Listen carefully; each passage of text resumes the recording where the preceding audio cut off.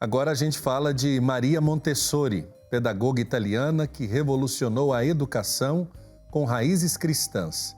E para falar mais de Maria Montessori, nós vamos conversar com a professora especialista Ivone Maria Elias Moreira. Ela é diretora da Escola Vivan, em Anápolis, aqui no estado de Goiás. Boa tarde, Ivone. Uma alegria a sua participação aqui no programa Pai Eterno. Boa tarde, Padre Wellington. Uma alegria nossa e toda a equipe Vivan. Obrigada pelo convite. Nós que agradecemos por você ter aceitado o convite, professora. Eu começo perguntando, então, para que a senhora nos apresente esta pensadora, por assim dizer, né? Quem foi Maria Montessori? Maria Montessori realmente foi uma mulher fora do seu tempo, né? Porque conseguiu. Ela nasceu em agosto de 1870. Então, é uma mulher do século XIX, claro que não cumprindo todos os rituais do século XIX, mas tendo toda a sua infância e juventude vividos durante o século XIX. E Maria Montessori, antes de entrar na Faculdade de Medicina, se habilitou e estudou engenharia e contabilidade, por isso a sua capacidade de perceber e de compreender a importância de aprender a partir do concreto. Então, Maria Montessori vai desenvolver toda uma pedagogia e todo um método de trabalho, de educação com as crianças, por uma experiência concreta com um grupo de crianças, filhos de pessoas que faziam um tratamento psiquiátrico, e a partir dessa experiência concreta, ela consegue revolucionar e estruturar todo um método de trabalho e de aprendizado. Olha que interessante. Para quem está em casa, professora, está vendo aqui algumas fotos de Montessori durante sua vida, né? Isso. E aí eu pergunto, qual foi a maior contribuição? Porque eu acredito que são várias as contribuições que Maria Montessori deixa para a sociedade. Mas qual foi a maior contribuição de Maria Montessori para a educação? Padre Wellington, eu acho que eu vou tentar simplificar, mas a estrutura do trabalho, do pensamento que ela deixa aí, portanto, talvez a maior contribuição, é dizer assim, a criança tem, nos seus primeiros anos de vida, a maior possibilidade de ser educada, de ser ensinada, mas não ensinada com repetição, porque ela é um ser inteligente, um ser capaz e é capaz de se governar.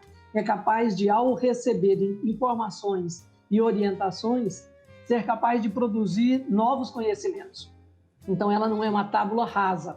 Acho que essa é a maior contribuição que a Maria Montessori vai deixar para a educação no mundo todo, porque ela parte do princípio de que a criança é um ser que precisa ser respeitado espiritualmente, porque a ligação com a natureza e com Deus é fundamental para que ela esteja aberta ao aprendizado. Na nossa avaliação, acho que essa é a maior contribuição que Maria Montessori deixa para a educação. Interessante, professora, porque eu já conversei também com algumas catequistas que elogiam muito o método Bom Pastor, que se inspira basicamente também nas teorias e não poderíamos assim dizer no experimento da própria Maria Montessori, né? Sim, com certeza, porque à medida em que eu fui catequista na igreja da Vila Nova, da equipe dos salesianos nos anos 70 e 80, e esse aprendizado das leis, das regras, das normas da igreja, se ela é vivida com aquilo que a Maria Montessori chama de graça e cortesia, gentileza, relação de respeito a si e ao outro, praticar aquilo que Jesus Cristo ensinou aos homens desde sempre. E Maria Montessori se baseia nisso. Portanto, o trabalho das catequistas do Bom Pastor provavelmente se inspiram nessa vertente de entendimento, que é, à medida em que você trata as pessoas, os outros, com graça e cortesia, você consegue um alcance na relação de humanidade, de respeito, sem par, né? sem parâmetro. Certo. Não sei se é nesse sentido sim, que sim. as catequistas É justamente essa realidade, experimentado. eu acho que essa realidade experimentativa e partindo do princípio que a criança tem também algo a oferecer, já vem com essa primeira experiência para ser também assimilados mais conhecimentos. Eu acredito que esse também seja o ponto que pode nos ajudar em muito a fazer a criança assimilar melhor os valores cristãos. Mas na pedagogia, quando se fala muito de método montessoriano, eu queria que a senhora explicasse para quem está em casa, porque às vezes há dúvidas. Como funciona esse método? E qual o objetivo do método montessoriano? Então, até eu mandei umas fotos aí para a TV, não sei se vão ser possíveis a serem apresentadas, até porque não é de propaganda da nossa instituição, mas de ter uma visão de como é possível, a partir daquilo que a Maria pensou como método, ensinar, né? E, portanto, educar as crianças. Ela trabalha fundamentalmente com alguns princípios, que é o princípio da autonomia, da liberdade com controle, dessa relação de graça e cortesia com as pessoas e com as coisas. Então, ela estruturou para o método, e fundamentalmente, o trabalho em 4 pilares, o que ela chama de vida prática. Então, a escola montessoriana, normalmente deve estar organizada e estar localizada numa casa, né? Nós estamos lá em Anápolis, numa casa. Uma casa grande, com jardins, salas bem ventiladas, arejadas, porque a criança precisa se sentir em casa. Essa é uma primeira estrutura que ela apresenta. Eu não sei se daqui, de onde vocês estão, é capaz. Atrás de mim tem uma cestinha com uma base de objetos, porque as crianças aprendem nessa vida prática, desde a limpar e cuidar daquele espaço que é seu, até, por exemplo, fazer café. Nós temos aqui uma cestinha com todos os objetos para que a criança consiga fazer café. E ela experimentou isso na prática, na casa dela. O senhor consegue ver a minha bandeja sim. aqui? Nós estávamos também mostrando aqui, professora, as imagens da escola, que adotou esse método, né? A escola onde a senhora dirige, a Escola Vivan, em Anápolis. Existem mais escolas no mundo que assimilaram também essa pedagogia. Agora, existe também um desafio de sair dessa base, digamos assim, do cotidiano, do dia a dia. Porque quando a gente fala de uma escola, a imagem que vem à mente do telespectador, acredito que da mãe, do pai que está nos acompanhando, é aquela realidade com as salas iguais, com as carteiras, né? Com as filas, com o quadro ali disposto, e às vezes o único instrumento seria ali um giz e o caderno, né? Que as pessoas às vezes utilizam. Quando a senhora nos traz esses elementos da vida, do cotidiano, quais são os frutos, ou em qual tempo a senhora tem esse fruto daquilo que é ensinado? Demora mais, por exemplo, a assimilação, ou a senhora tem uma resposta mais rápida de apreensão de conhecimento, mais do que de conteúdo, né? De conhecimento por parte da criança? Padre Wellington, a resposta para essa sua pergunta, porque ela é muito inteligente, muito oportuna, é assim, eu estou aqui com um cubo do binômio, vou mostrar para os telespectadores, esse é um cubo do binômio. Então, são objetos que estão numa caixinha que só pode ser montada e desmontada a partir de um conhecimento do que é prisma, do que é quadrado e do que é cores primárias e secundárias. E essa criança, ao aprender e manusear esses objetos, ela consegue compreender matemática com um grau de avanço e de capacidade que a gente só aprendeu na escola formal, no ensino médio, e olha lá, no ensino médio. Então, a resposta que eu tenho para essa sua pergunta é assim, as crianças aprendem a partir dessa proposta que a Maria Montessori fez, porque ela parte do concreto, né? Ela diz, olha, é com as mãos que uma criança de 0 a 9 anos aprende. Então, toda a sala montessoriana, e acho que o senhor pôde mostrar isso, a TV Pai Eterno também, toda a escola está estruturada a partir de materiais que a Maria Montessori pensou. Então, ela chega no nível de refinamento. Eu estou com um material de matemática aqui, não sei se vocês conseguem me enxergar. Sim. Consegue? Esse é um material que trabalha unidade, dezena, centena e cubo, para mostrar a uma criança de 4 4 a 5 anos de idade que a raiz quadrada de 100 é 10, no concreto. Então, eu posso dizer ao senhor com toda segurança que uma criança, ao sair da sala, que a gente chama de agrupamento, antes dos 6 anos de idade, ela sai alfabetizada e com grau de compreensão de matemática que talvez os nossos estudantes do ensino médio não tenham conseguido alcançar no método tradicional, porque eles só conseguem trabalhar pelo plano, pelo visual, né? No método Montessori, a Maria conseguiu estruturar, e aí além daquela questão que o senhor me perguntava que tipo de contribuição maior ela deixou, acho que quando ela estrutura o aprendizado com base em materiais concretos para a criança enxergar o que é um número elevado numa potência de 2 ou de 3, ela consegue demonstrar isso na prática, a criança enxerga isso, ela toca nisso, isso é um aprendizado que não tem parâmetro de tempo. Então, penso que uma criança no método Montessori, nós conseguimos o ano passado, com crianças mesmo no tempo da pandemia e de forma quase que online o ano inteiro, saírem lendo e escrevendo aos 5 anos de idade. Então, assim, essa é uma estrutura muito diferenciada. É uma pena que no Brasil poucas escolas ainda existam. Existem muitas, mas não com a quantidade que talvez o povo brasileiro merecesse, pela forma de aprendizado, pela facilidade de aprendizado que ela oferece. Agora, interessante, professora Ivone, porque Maria Montessori tinha um interesse especial pela educação infantil.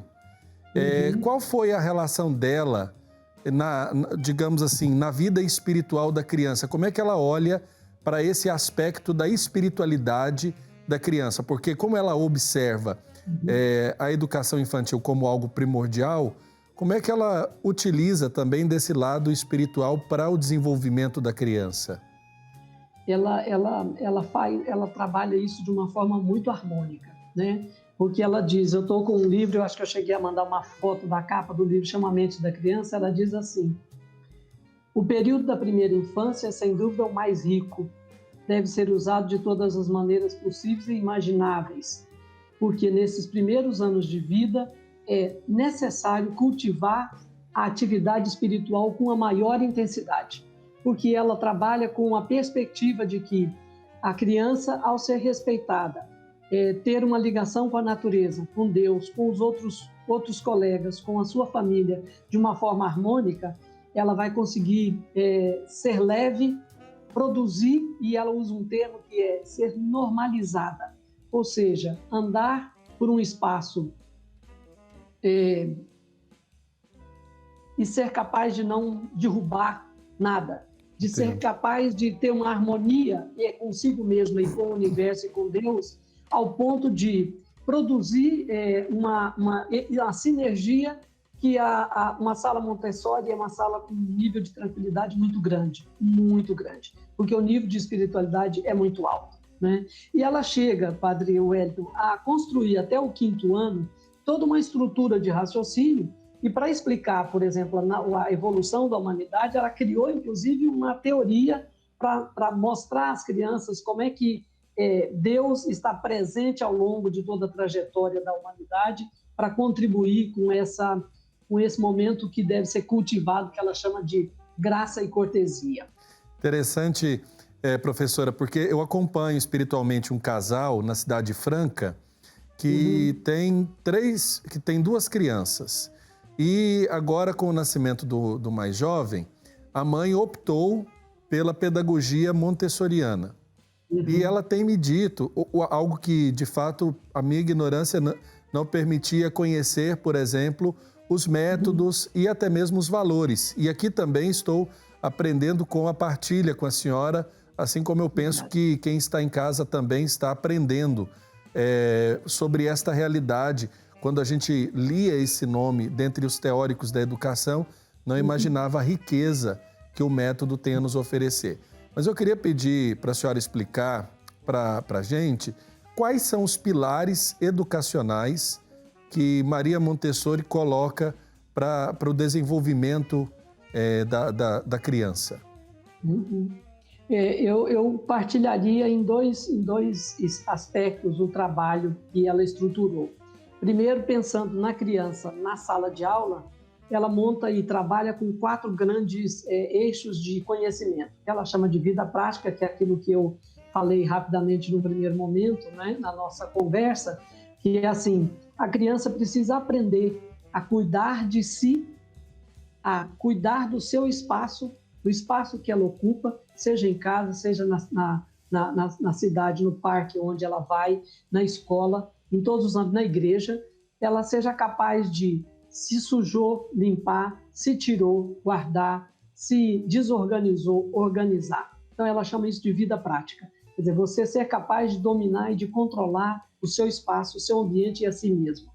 Segundo, ela trabalha com aquilo que ela chama de sensorial, que é desenvolver todos os 5 sentidos da criança, de 0 até 6 anos de idade, com muita clareza de percepção dos cheiros, do gosto, de desenvolver o aprendizado de novos sabores, de escutar coisas diferentes, inclusive línguas diferentes, né? Então, desenvolver os 5 sentidos a partir de um vasto material que ela produziu. Segundo, desenvolver ao longo desses 2 outros primeiros aspectos, linguagem. A criança precisa conhecer a linguagem e a sua língua materna com vastidão. E a terceira é desenvolver a mente matemática. Esse material que eu mostrei do cubo do binômio, que eu falava com o senhor, ele é trabalhado a partir de crianças com 3 anos de idade. Aprender matemática na prática com 3 anos de idade. E ouvir, assim, esse aqui é um prisma. Ele escuta essa palavra desde pequeno. Isso é um prisma, coisa que a gente foi aprendendo no ensino médio. Então, para a criança na sala de aula, ela trabalha com esses 4 aspectos: vida prática, sensorial, linguagens e mente matemática.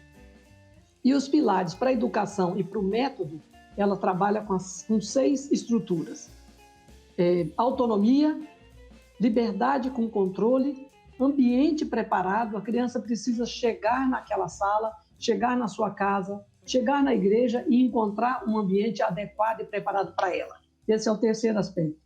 Profissionais capacitados e que conheçam o método. Ela ensina a gente até a carregar o material com aquilo que eu tenho insistido, com graça e gentileza. Terceiro, ela diz, o método é um método científico. Você não inventa nada, você não imagina coisas para dizer à criança que ela precisa aprender. Ela vai aprender aquilo que está produzido pela humanidade, pelo conhecimento que a humanidade produziu. Então, ela não trabalha com a ideia da fantasia, ela trabalha com a ideia da imaginação. Esses são os pilares que a Maria Montessori desenvolveu ao longo do seu trabalho e do seu método. Agora, é interessante também a gente observar, porque hoje em dia as salas de aula às vezes são ambientes muito cheios, né? Em alguns casos, assim, o professor às vezes aponta como uma das maiores dificuldades da condução do momento do aprendizado, como a situação da grande lotação das salas e principalmente da disposição ali dos alunos. Eu pergunto para a senhora, no método montessoriano, existe, qual que é a diferença? Como é que a gente pode traçar um paralelo entre o método ordinário que a maioria das pessoas conhece e o método montessoriano nesta prática? A senhora já deu algumas dicas, até mesmo do ponto de vista da teoria. Mas enquanto ambiente e professor, quais são as diferenças que a gente encontra entre esse método do que é ofertado, por exemplo, no ensino público no nosso país e aquilo que o método Montessori visa oferecer? Então, eu falei isso mais cedo, né? As escolas montessorianas devem estar localizadas ou ser concebidas como uma casa, um espaço que é de acolhimento. Essa é uma primeira característica importante. Segundo, na nossa escola, e mesmo em escolas em Goiânia, nós temos 2 escolas em Goiânia montessorianas, em Brasília temos 2 também, são escolas que recebem pequeno número de alunos em sala, porque o nível de atendimento e de educação é praticamente quase que individualizado. Nas salas dos pequenos, não se trabalha com carteiras e mesas tradicionais, né? Eles têm um tapetinho que eles colocam, tem um lugar reservado para o tapete, é colocado no chão esse tapete, o material é levado para o tapete e a professora senta e apresenta o material ao estudante, à criança, num primeiro momento, naquele espaço. Depois, à medida em que ele conhece o material, a professora diz para ele, por conta da questão da autonomia, diz: Joaquim, você pode pegar hoje o material que você já conhece e trabalhar. E a professora acompanha esse trabalho individualizado, porque a criança tem liberdade, porque tudo está ao alcance dela na sala de aula.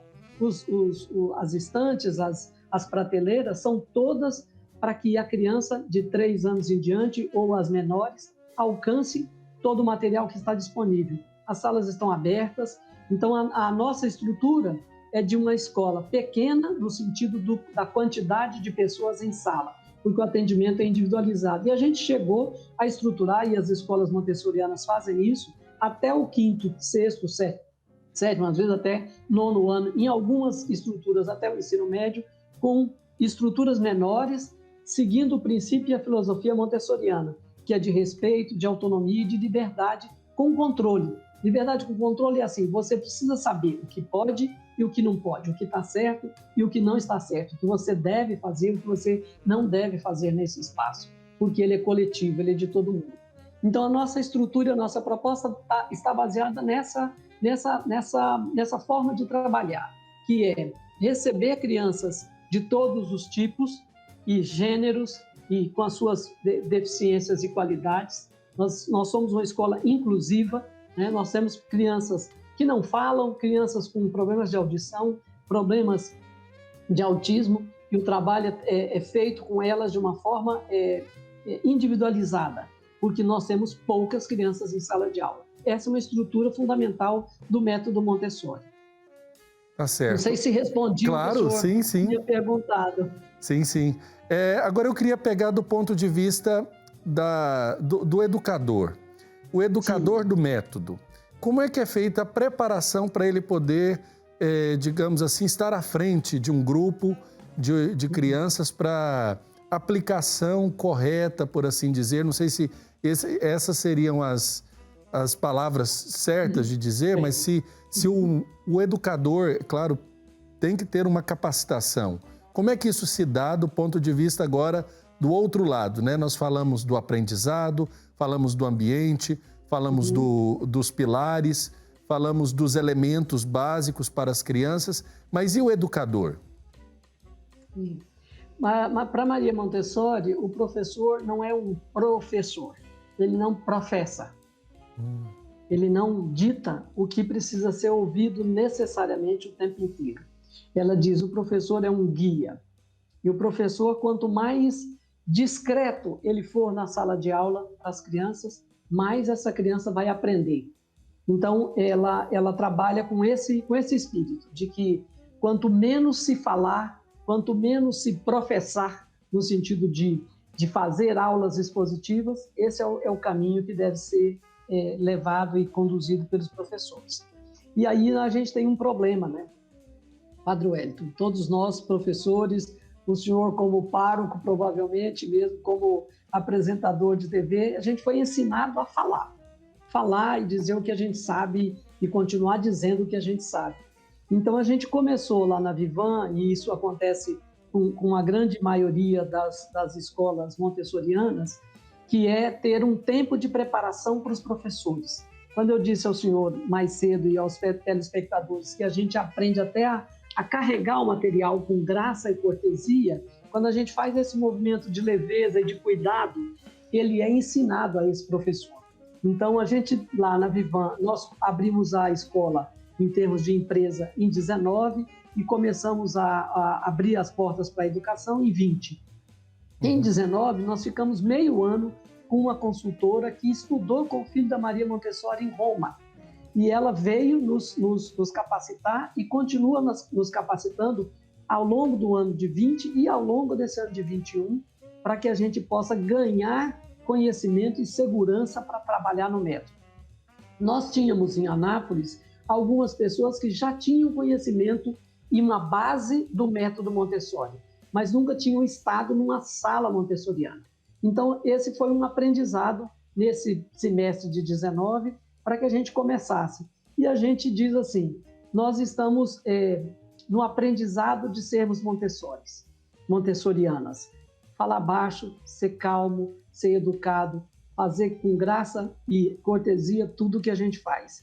Então, se um dia o senhor puder visitar uma escola montessoriana, o senhor vai perceber que esses são elementos que o senhor vai encontrar numa escola montessoriana, que é sem gritaria, sem barulho, sem violência, sem pessoas se desrespeitando, o jardim sendo cuidado, as plantas sendo respeitadas nos seus espaços, os objetos e as outras pessoas também se respeitando pelas suas diferenças. Então, acho que isso é assim, talvez a maior tarefa e a tarefa mais complexa, porque eu na universidade, se o senhor perguntar aí para muita gente que o senhor convive e que fez pedagogia, o ensino sobre o método Montessori nas universidades é muito pequeno, porque essa escola é uma escola que exige das pessoas e de quem opta por ter uma escola montessoriana um investimento na compra do material muito alto.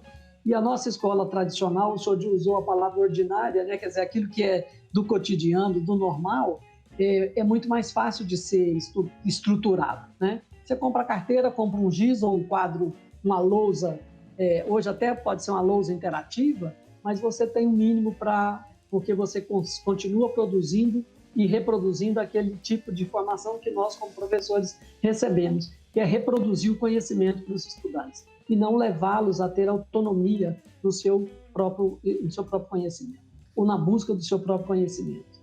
E acho interessante, professor Ivone, a gente agradece aqui a oportunidade, porque para muitos professores e com o tempo, a escola foi se tornando um lugar já árido, pela situação como que as crianças e os jovens vêm da própria família, da própria casa, e diante dos ambientes escolares. Nós vimos aí nas últimas notícias, já de algum tempo para cá, escolas sendo ambientes de violência. E tudo isso que a senhora destacou, principalmente aqui eu chamo a atenção para falar baixo, o diálogo, a não gritaria, a não violência. Esses princípios deveriam estar presentes também na escola tradicional, em todos os ambientes. Mas sendo esta uma característica montessoriana, eu acredito que com certeza fortalece e dá mais segurança até ao professor e ao aprendiz, ao aluno, para de fato chegarem a um bom denominador comum na expressão de um e outro ali dentro do ambiente da sala de aula, né? O lugar do aprendizado. Desde já, professora Ivone, muito obrigado pela oportunidade. Professora Ivone Maria Elias Moreira, diretora da Escola Vivan em Anápolis, aqui no estado de Goiás. Obrigada ao senhor, eu me coloco à disposição. Nossa escola é uma escola pequena, mas nós estamos com um trabalho muito bonito e assim que nós temos aí, né, Instagram, as pessoas podem nos buscar, nos conhecer e eu agradeço imensamente o seu convite, suas questões e a TV Pai Eterno pela sua audiência, né, no Brasil inteiro. Fiquei vendo antes o texto da família e família, e achei muito interessante e agradeço mais uma vez o convite por esse momento. Nós que agradecemos, professora Ivone. Até uma outra oportunidade para falarmos mais de Montessori. Obrigado, senhor. Boa tarde. Boa tarde.